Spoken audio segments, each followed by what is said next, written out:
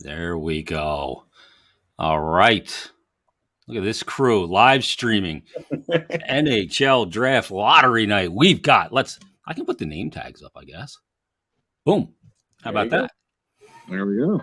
We got Bill Meltzer down below in the Brady Bunch box. We've got Anthony Mangione in the Marcia box. It's more like you got to keep him separate. Billy's trying to keep us separated here. Yeah, So. he's in the Alice box, actually. Yeah, either Alice or Carol. I think Mike's top center. So yeah. And Greg was top left, and then Bobby was on the bottom, Peter in the middle, and then you had Marcia, Jan, and Cindy. Yeah, Plum was Jan. I remember that. Yep. But we're not here to talk about the Brady Bunch. We're here to talk about the NHL Draft Lottery. It's happening tonight, and we're going to kind of do like a watch along as it's happening, get instant reaction, and because the Flyers are a team that are right in the mix here. What do you know the percentage chance off the top of your head, Ant, that the Flyers have it number one? 9.5% chance of the top pick, and I believe it was 9.8% for the second pick. Okay.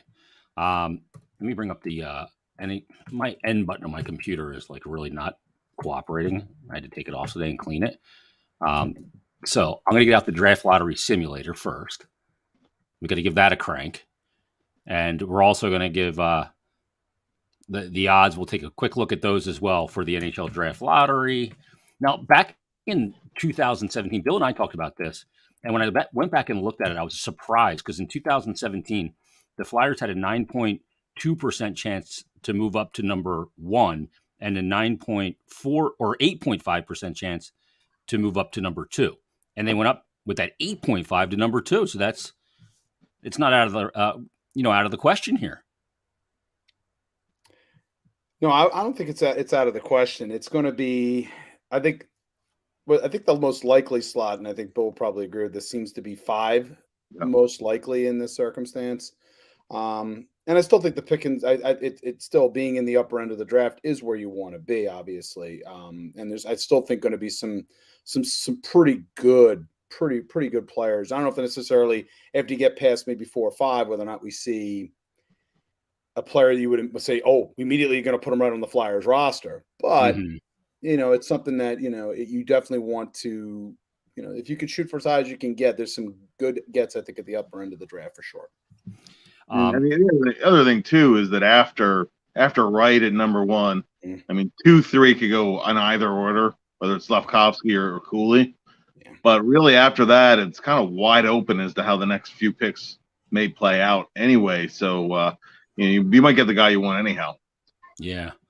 The funny thing is, let's go all the way back to 2007 because the Flyers had the best odds to win that lottery. Now, we've seen reform in the NHL lottery. It's weighted differently. And for obvious reasons, in 2007, the Flyers had the number 1 overall, the worst record, but Chicago ends up with the number 1 overall pick. Tampa the next year, and they got it. They took Stamkos. The Islanders next year, and they got it, and they took Tavares. Edmonton was the worst record and got the number 1 pick. They took Taylor Hall. Then Edmonton had the worst. New Jersey ended up Edmonton again with Ryan Nugent-Hopkins in 2011. Then Columbus had the worst record, but Edmonton won it again and took Yakupov. Then Florida had the worst record. Colorado took McKinnon. Buffalo had the worst record. Florida took Ekblad in Philadelphia. Buffalo had the worst record again. They got Jack Eichel second. Edmonton got McDavid. Toronto, they ended up with the number 1 pick, got Matthews. Colorado had the worst record in 2017 when the Flyers moved up to 2. New Jersey moved up from 5 to take Nico Hischier. Buffalo had the worst record in 18. They took Dahlin, and they got the number 1 pick. Ottawa had the worst record in 19. New Jersey got the number 1 pick in Jack Hughes. Detroit, worst record by 10 miles and didn't get it. And the Rangers got the first pick and took Lafreniere. And then Buffalo had the worst record last year and ended up with Owen Power and the pick. So we'll see what happens this year. Montreal with the worst record and the highest odds. Yeah, and certainly with the draft being in Montreal, I mean, that would be, listen, forget the conspiracy theories, but just in terms of, no one in the league would be sad if Montreal got the first pick with the draft in Montreal, because that's maximum drama for that event. But obviously Flyers fans and fans from every other team that's in the draft lottery is hoping for differently. But chances are if you're have the worst record in the league, there's still about an 80% chance that you won't pick first. So the frozen envelope going to be in play for Montreal? Like no, I don't. Yeah, I don't believe in any of that. But I mean, it's. I mean, they have the highest odds, right? So, so it's sewn in. It's practical. It would seem like if it happens, it's one of those things where it's just everything is lined up perfectly for them in that circumstance, and it's tough to argue. It's you don't argue really any other way. Yeah, I mean, the thing is, it could be sometimes it could be a blessing not to get the number 1 overall pick, like 2017 for the Flyers. It would have been a blessing to not end up drafting Nolan Patrick. But there is a decision, but you're drafting kids here, Bill. Yeah. And, while it might be the right decision now, 3 years from now, the decision when you can redraft the 2022 draft could be far different. Oh, it almost always is, And many, many times the guy who's taken first overall, even if he's almost a unanimous number 1 in his draft year, to do the redraft might end up looking quite different 3 years down the line, let alone 5, 7, or in the further distant future. And that's just how it goes. You don't get the benefit of a redraft, and when you want to play the hindsight drafting game, you can make any team look brilliant or any team look foolish, right? Correct. And particularly because fans often focus it in just on their one team, right? So you go to the 2014 draft, it wasn't like and the Flyers got Travis Sanheim out of that. But I mean, David Pastrnak won the 20s, I think 22nd or something like that. I mean, 21 teams passed on him, right? And if you do a redraft, you'd go considerably earlier. And that's just how it goes. Yeah, it would be a top 5, easily top 5, probably possibly top 3 pick if you play that game. But that just goes part and parcel with drafting is important. Development is vitally important. You take a player, but if you don't bring him along the right way, we cannot forget that step cannot be forgotten.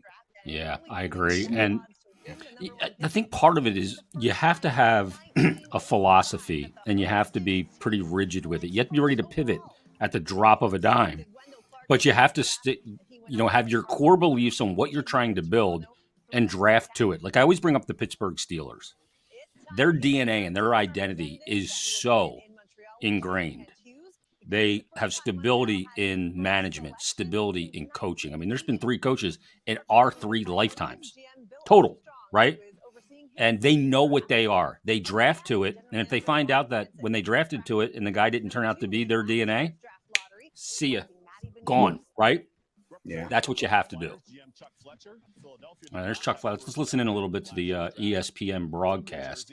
They're showing all the representatives now. There's Tom Fitzgerald at number 4. in that ugly jersey. Chicago for the Blackhawks. Literally. General Manager Kyle Davidson. Chicago will find out if they'll end up with the top 2 pick or if their selection is going to Columbus. And representing Ottawa, GM Pierre Dorion. No, it's not Pierre Maguire. Tyler Boucher at number 10. We know who won the battle of the Pierres there. There wasn't really a battle. I had heard late in the season when Ottawa came to Philly, I guess it was the last game, that management, other members of management were not talking to Pierre Maguire at that point, verbally. Shocking. Yeah. Hartford flashbacks. Yeah. So just going through the different representatives right now. I don't know. Does Chuck a superstitious man, Bill? Does he have a rabbit's foot or some cliche lucky item with him? I don't know. I don't see Chuck as a superstitious type, but maybe I'm wrong. I don't know. Yeah. Look at Lou. Looks like he just fired Barry Trotz and goes, shit, I don't have a replacement. Lou, that's not Lou. He's pulling a Belichick right now. That's not Lou. It's like a cardboard cutout. Don't be surprised. It has as much expression as a cardboard cutout. The Trotz thing, before we get to the draft lottery pick, take you guys both by a little bit of shock with that one? Yeah, it was definitely – I know it's a down season, but this is I was surprised. But if we know anything about Lou's history, long-standing history, if he has a feel that something is not awry the way or lined up the way he likes it, he's very quick to move off guys. Yeah. Very quick to move off guys. But it was definitely a surprise. I looked at it as one down season. And you look at what the Islanders were before Trotz got there and how tremendously structured they became as a team. They had that just it was a hive mind mindset. The Islanders just kind of, to me, missed, that they have, some really good players. And I think Barzal is a high-end player, but probably not enough when they got to those conference finals. Yeah. And they pushed Tampa, though, to a seventh game, 1-0 to go to the Cup. And, that's tough unto itself. But, Bill, are there red flags for you in any way, shape, or form that Trotz left Washington after winning the Cup immediately and now kind of unceremoniously after one bad season? The guy's made the playoffs 13 of 15 seasons in the NHL. Well, he coached in Nashville for 15 seasons, right? Yeah. And the reason he left Washington was they let him be a lame duck coach. Yeah, they twisted him. And he got the last laugh by winning the Cup. So I don't hold those two departures against him. And with the Islanders, I think a lot of us were surprised, actually. If you remember, in one of the podcasts we did for Flyers Daily, we're talking about possible candidates because there were a few rumors that Trotz may be out there. We thought, it's pretty much a no-brainer that you keep him. It's just one bad season after 3 pretty dramatic years of getting the team to maximize its ability. So I was surprised he's out there, and I will not be surprised when he has his choice of multiple offers. That's even some teams that maybe weren't going to maybe pull the trigger on a coaching change, may be inclined to do so if they feel Trotz might come there. Because listen, I think if you rank the top coaching jobs of all time, I think taking the Islanders from the worst goals against in the NHL to number 1 within a year without any dramatic roster overhaul, all they did was they lost Tavares, unrestricted free agency, right? Yep. And and a year later, they go from the number 1 goals against team. The year after that, they're in the conference finals. That is just tremendous coaching. And I think coaches often tend to get too much credit and too much blame. But I think that's a case where the coach made a palpable and measurable difference with a team, and I think he could do that. He could do that in Philadelphia or other places too. He'll have his pick.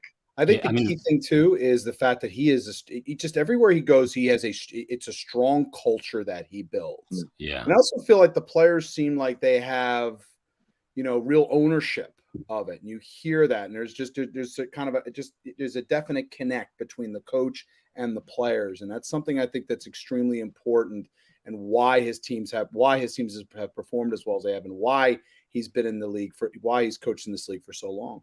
Yeah, and he's so respected. And you're right, Bill. They shave 102 goals year to year from giving up the most in, I think it was 2017-18, and then 18-19. They shave 102 goals season to season, 82 game seasons, and give up the least amount in the league with basically the same goaltending, same team, and all just concept. But that brings me to the next question, Bill.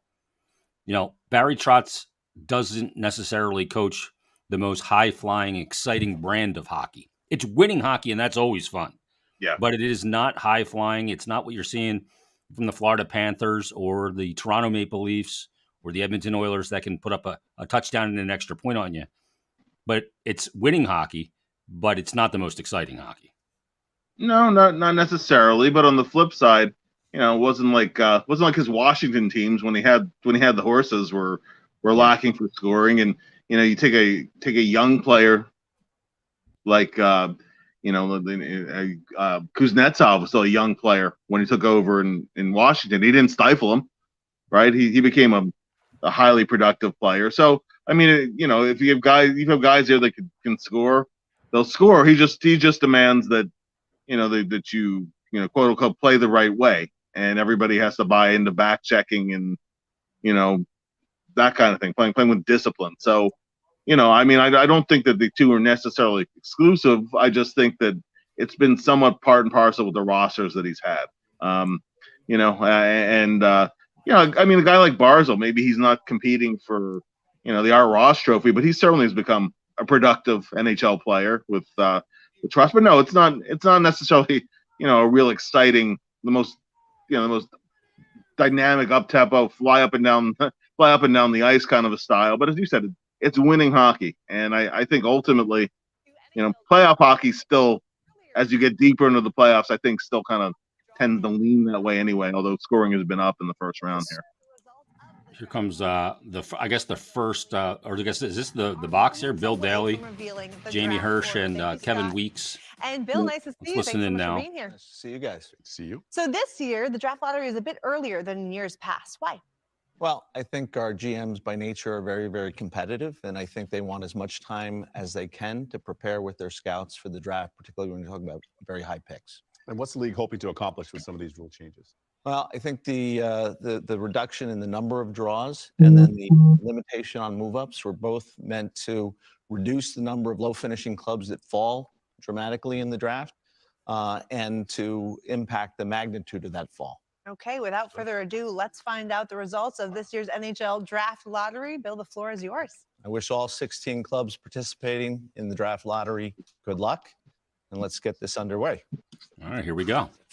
The 16th overall selection in the 2022 NHL Draft belongs to the Vegas Golden Knights. And this pick will actually transfer to the Buffalo Sabres as part of the Golden Knights trade for Jack Eichel this year. Buffalo has drafted 16th overall 4 previous times, and the last time was in 2013 when they selected Nikita Zadorov. The 15th overall selection in the 2022 NHL Draft belongs to the Vancouver Canucks. This is the first time that the Vancouver Canucks have had the 15th overall pick. This will be GM Patrick Alvin's first draft. He seems less than thrilled as the general manager of the Canucks. The 14th overall selection in the 2022 NHL Draft belongs to the Winnipeg Jets. All right, so everything kind of holding true to form here so far, right? The Jets will select with the 14th pick. Last year, they drafted Chaz Lucius with the 18th overall pick. The 13th overall selection in the 2022 NHL Draft belongs to the New York Islanders. This is the first time since 2019 that the Islanders will have a first-round draft pick. So that could be Barry Trotz's new team drafting one spot behind his old team. I think we believe that Winnipeg is a destination that will surely be considered as a Manitoba guy. The 2022 NHL Draft belongs to the Columbus Blue Jackets. Yeah, well, he's lived on the East Coast for quite a while now. But, yeah. Originally from Manitoba. Yeah, he's in some Hall of Fame up there. I can't remember which one. Yeah, there's a street named after him, too. Yeah. Well, we'll name one here after him. Yep. 2022 NHL Draft belongs to the San Jose Sharks. And this is the first time since 1994 that the Sharks will. So we're not really in that compelling territory yet because none of those teams could have moved up to 1 because you can only move up 10 spots. Number 10 pick in the 2022 NHL Draft belongs to the Anaheim Ducks. The Ducks have made 5 first-round selections over the last 3 years, including Trevor Zegras, who was drafted 9th overall in 2019. This will be Pat Verbeek's first NHL draft as GM of the Ducks. The number 9 overall pick in the 2022 NHL Draft belongs to the Buffalo Sabres. The Sabres will have multiple picks once again, selecting at both 9th and 16th overall. This will be the third they can be a mover in that draft, huh, Bill? That Buffalo's had multiple picks. Yeah. They very well could be. Absolutely. Number 8 overall selection in the 2022 NHL Draft belongs to the Detroit Red Wings. Doesn't matter where Eisenman picks. He's going to get a player. Really doesn't matter. All right, so we're in this range now. Can the Flyers pick 7th or 6th is the lowest? 6th is the lowest, yeah. All right, so we're getting to the puncture territory. To use an F1 the number 7 overall pick in the 2022 NHL Draft belongs to the Ottawa Senators. This will mark the first time the Senators have drafted 7th overall. They selected Tyler Boucher with the 10th overall pick in last year's draft. So now so the Flyers can pick Number 6. 6 overall selection in the 2022 NHL Draft belongs to Chicago Blackhawks. Ooh. The Plot Blackhawks will thickens. actually transfer this pick to the Columbus Blue Jackets as part of the trade for Seth Jones. This is the second straight year the Jackets will have multiple first-round picks after they had 3 last year. The number 5 overall selection in the 2022 NHL Draft belongs to the Philadelphia Flyers. All right. The Flyers will select the 5th overall pick for the first time. So they moved since their down inaugural one season spot. way back They moved back one spot, I should say. That means the New Jersey Devils So will have either the number 1 or number 2 pick in this year's draft. can the Devils get the number 1 pick again? Number 4 overall pick in the 2022 NHL Draft belongs to the Seattle Kraken. This is only the second draft. So they have the second highest odds to land at number 1, Seattle. No, they have Second third. overall in their inaugural season. That brings us to the top 3 spots, which means there are 3 GMs anxiously awaiting. So it's Montreal, to hear their Arizona, team's name and New called Jersey. as the winner of this year's NHL All right, they're gonna Draft take a Lottery. break, of Montreal, course. Arizona, or New Jersey? Find out next. See, I think a couple of things right off the top of my head. Number 1, Arizona should be sanctioned out of winning the lottery. I agree with you. And they should also be removed from revenue sharing. Yeah, I mean, we were talking about that the other day on the podcast. I'm totally on board with that. Yeah, I would concur. To play what they're going to be playing, to not even, it's a disgrace to the league. It really is. Yeah. I honestly compare them a lot in baseball with the Oakland Athletics. I mean, it just seems like a franchise that's playing out the string. It just does. Well, they had their Billy Bean. Didn't work out, though, for Chaika because he was bringing guys in against the rules and got sanctioned there. Yeah. And then he up and kind of quits on him in a way. And it's just been a mess from the jump. And the NHL should buy that team back and auction it. I agree. Back, Houston, I don't know where, but not Arizona. No, they've dug in their heels on keeping a franchise in Arizona. And we were talking about the other day, with the expansion teams coming in, there's the franchise fees, and that's been a part of why, because if you're relocating to another city, then there aren't the franchise fees, but it's still in the league's best interest to end this charade in Arizona. Yeah. Yeah, but they're always going to keep pushing towards the the media market.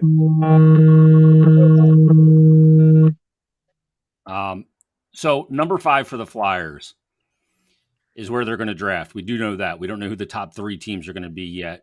So let's talk about what will likely be available at number 5. I think it's pretty obvious at this point that Shane Wright's going number 1.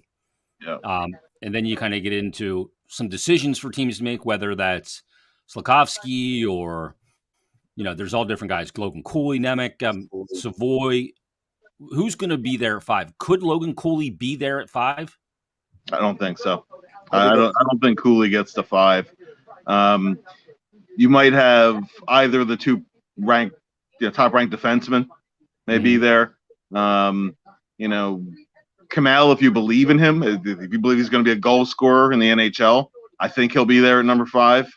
There'll be decisions to make. It's not it's not as open. It's not as slam dunk of a pick as as if you'd been picking in the top 2. But but it's there still should be a quality player and a high upside guy that's there. I think if a are they player drafting like for need at all, or are you drafting best player? I think you draft best always player. best player, always. Yeah, always. And I think honestly, if Matt Savoy is there at 5, I like Savoy a lot in that spot. Now, is Savoy a guy that can be in the NHL next year? No. I don't think he is. I think that he might even be a 2 more junior seasons guy, and then turn pro at 20. But that doesn't mean he's you're drafting for long-term upside anyway, right? And how much would he contribute if he jumped right to the NHL? So that would be a deterrent. And I know there's many smaller players that excel in today's game. It's just it's nice when you have the size with the skill. He certainly has the skill. Now, Arizona was 3rd. So Arizona's third. Okay, here's the number 1 overall pick. Now we're Yep, going and over it's the one. Montreal Montreal. Means number 2, the New Jersey Devils. The Devils. The Devils will get another nice piece too, though. Congratulations to the Canadians for For a team that grabbed Dougie Hamilton last offseason, drafted Hughes number 1 overall, and drafted Heischer number 1 overall. Frankly, I think they should have been further along than they are at this point. Okay, so 5 for the Flyers. Is this, Bill, a trade back situation possibly for Chuck Fletcher? I would consider trading back, but I would want some, immediate and reasonably young help. I don't want a guy, I don't want a guy 29, 30 years old for the 5th overall pick. And the thing with this draft too, though, is the Flyers don't have a 2nd round pick, so yeah, you have to get that top 5 pick right. You have to nail it because you're not picking into the 3rd round. Oof. So maybe you could pick up a 2nd round asset another way, but I would like to have a 2nd pick in the top 50 if I could.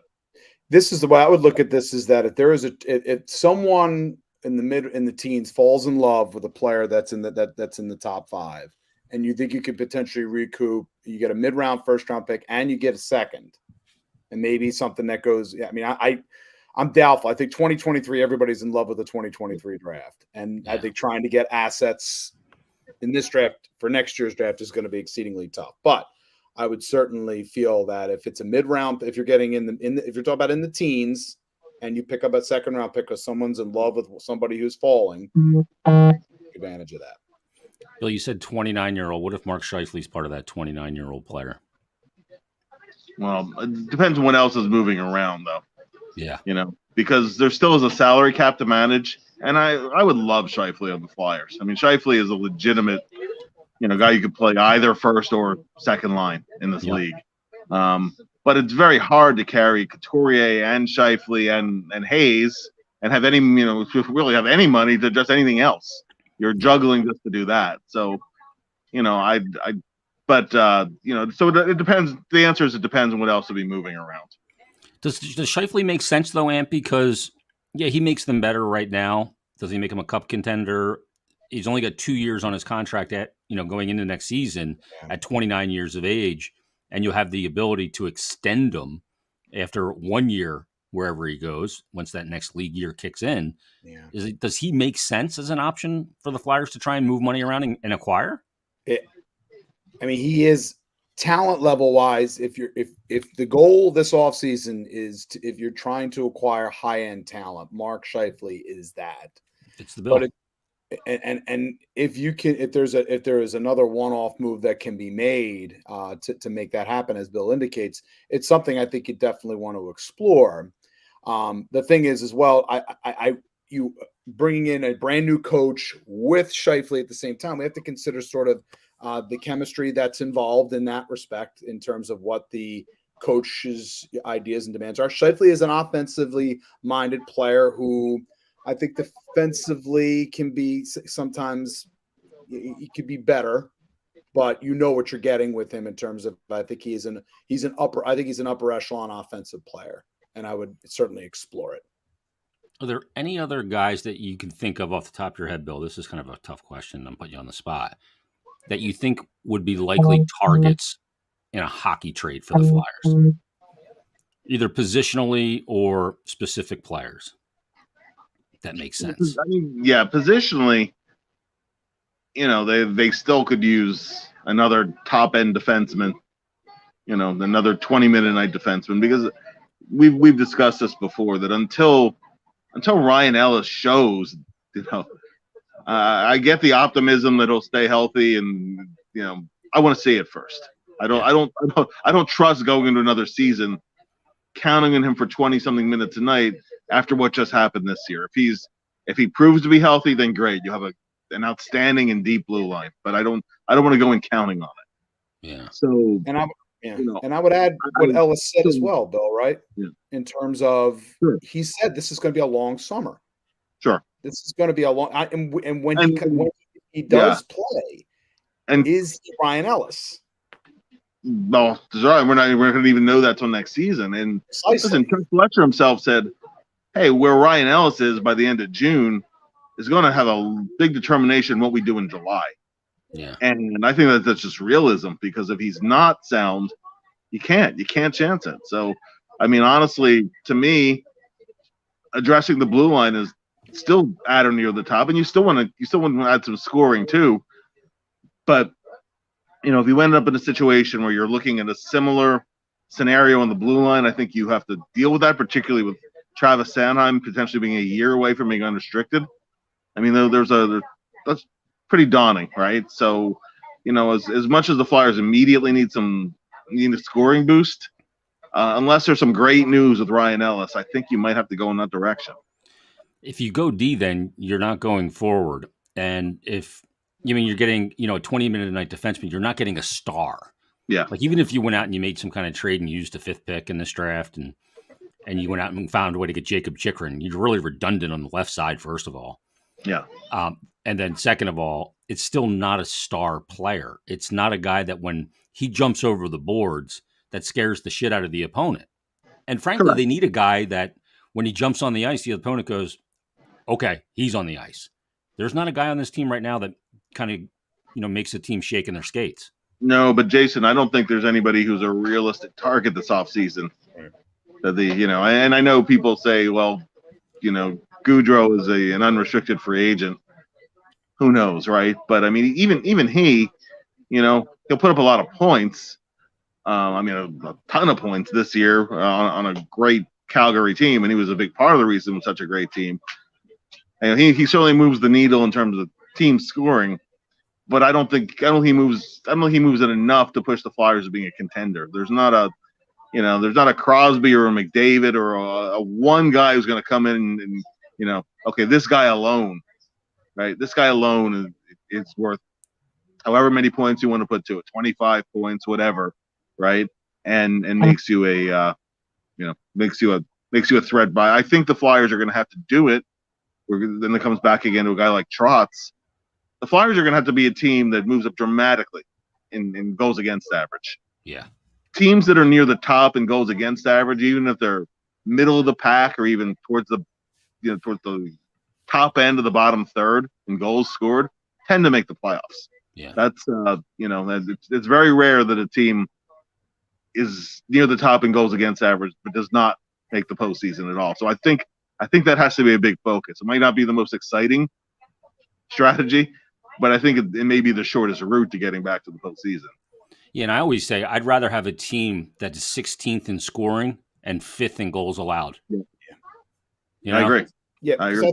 Because I think structurally, again, you build from the back end out if you can, and that's in theory what the Flyers are trying to do throughout the latter part of the decade, was trying to build from the back end out, but you have to also have a certain structure and things in place as well that work. And I mean, if they want to acquire a high-end piece, they do have some really well thought of players that they could move in a trade, and that brings us to Provorov. But again, you're plugging one hole with what you acquire, right, but you're now going, oh, I don't have a finger for that hole at that left side on the top pairing unless you got multiple things in motion and maybe too much to bite off to take care of in one off season. But if you wanted to get one of those players that really scares the opposition, he's got to be the centerpiece that you're moving along for the Flyers, probably along with that number 5 pick and maybe the 2024, if you want to really get a high-end piece that needs a change of scenery, that's not over the hill and can scare the shit out of the opponent. Yeah. Yeah, and if you could do it as a, lottery protected 2023. So if you're drafting near the top end, you would still have that pick, and then the pick would slide to 2024 that goes the other way. I mean, that may be a way that you can work it without, obviously 2024 wouldn't be protected.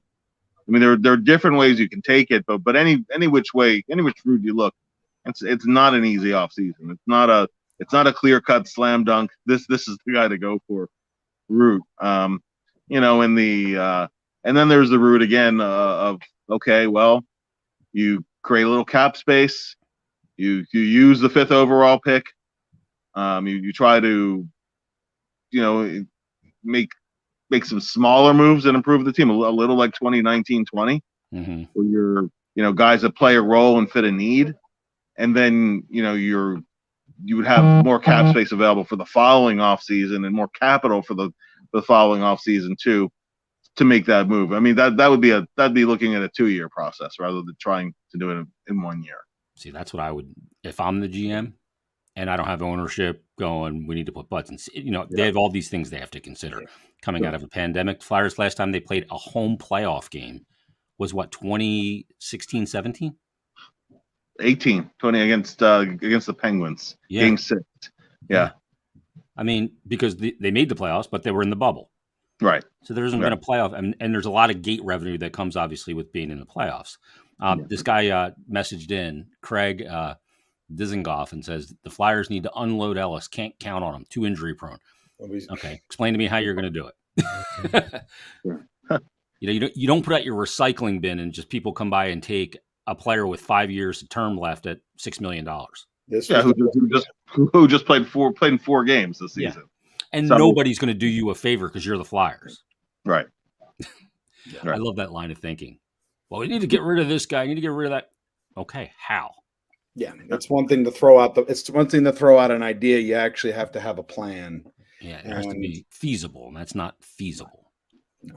It's why tearing it down is not feasible.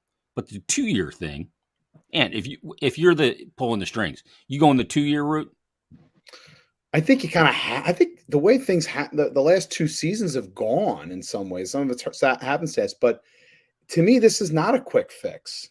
This never, this is not a quick fix. I think a 2-year route is probably there has to be, I think, also you're trying to rebuild also, I think, a culture, just the culture of the team as well. Yeah. And, we're talking about process, but I think culture is extremely important too, in establishing, how they're going to handle, in terms of the leadership of the team post Giroux. That's a big thing to consider as well going forward, and how the coach, whoever the new coach will be, wants to basically handle that. So I think next year, as much as any Flyers fans probably don't want to hear this, it's a sort of a pseudo, rebuild, but not in terms of the roster, in terms of just kind of the process of getting the process better. It's the Flyers AD, Anna Domini, to the Flyers PG post Giroux, and we'll see where it goes. But so they end up with the 5th overall pick. Last thing for you guys, and we'll get out of here on this, is Barry Trotz the next head coach of the Philadelphia Flyers, Bill? Well, if there is indeed a blank check, I mean, I think it's easy to see the fit, and there are reasons why it's a good fit for Trotz too. I think that for one thing, he wouldn't even necessarily have to move. His home was in New York. He could stay on the East Coast. It's a team that he's played against in the playoffs. He knows the roster. It would be a pretty quick, immediate transition, hit the ground running. Now, there may be other teams with more talent on the roster, or more young talent, more high-end guys, right? Like the Flyers don't have a Lucas Raymond, right? They don't have. I mean, Detroit has some high-end young talent. The Flyers currently don't have players at that same level. So, I mean, that might be a fit. You talked about Winnipeg. So they're going to have competition here, but I think they have the ability to put in a competitive bid where they won't be outbid in terms of the finances of it, and they can sell the fit. So, I think there's a legit shot, but we're not in Barry Trotz's head, so I don't know where he may be leaning, but I think there's a fighting chance. It's going to be interesting for Trotz as well, because I think we're also looking at, he's coached how many consecutive seasons in a row, right? Whether or not he wants, to have maybe a little bit more control over player personnel things, whether or not he just wants to be a coach versus that. These are all things you kind of have to kind of consider. And again, when Bill says to kind of go into his head, I'd love this. I think from Philadelphia's perspective, the fit is there. It's just, I do think there's a lot of stiff competition. I think you're going to need to move quickly to make it happen. I'm going to lean towards no. I'll probably be wrong though. Does the AV getting paid $5 million this year and next year play into it? I don't think it does. I don't think so. I don't think it does. No, not yeah. Yeah, I don't think that's a factor at all. Larry messaged in a question and just said, is it worth giving up Provorov for connecting to move up into the top 3 of the draft this year? That is a big price to pay to move 2 spots in a draft like this.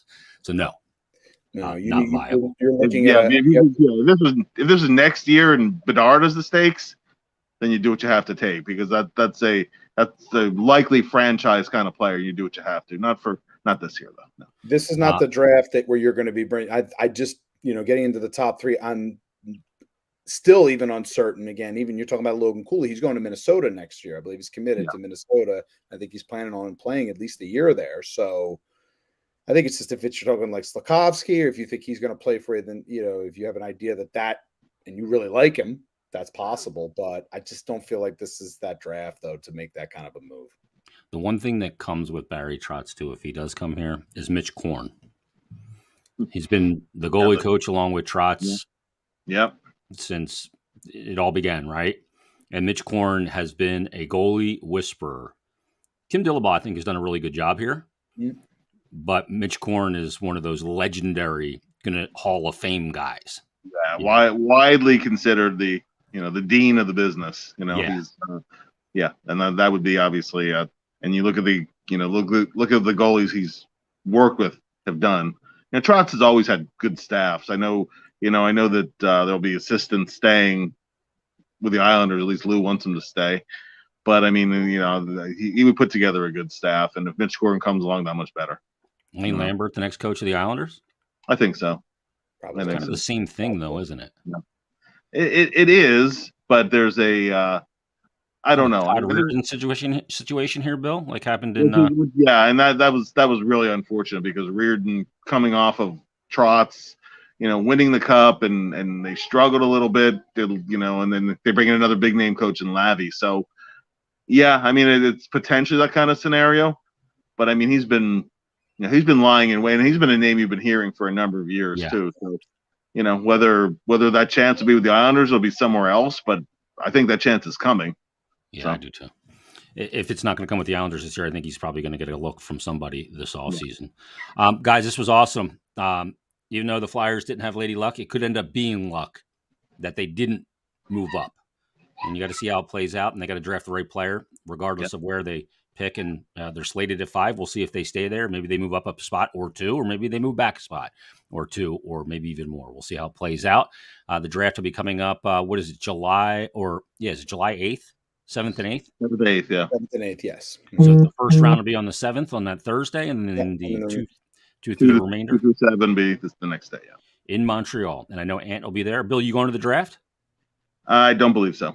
Okay. Well, we'll have boots on the ground with Anthony there and Russ Cohen, and I'm sure them guys will have full coverage as well. So, guys, thanks for doing this. Great stuff. Everybody, thanks for watching. Thanks for listening, and we appreciate it. And we'll talk to you. Is tomorrow, what's today? Tuesday? Today's Tuesday, yeah. I guess we have to do a Flyers Daily for tomorrow. All right. We'll talk to you tomorrow on Flyers Daily. Thanks, everybody.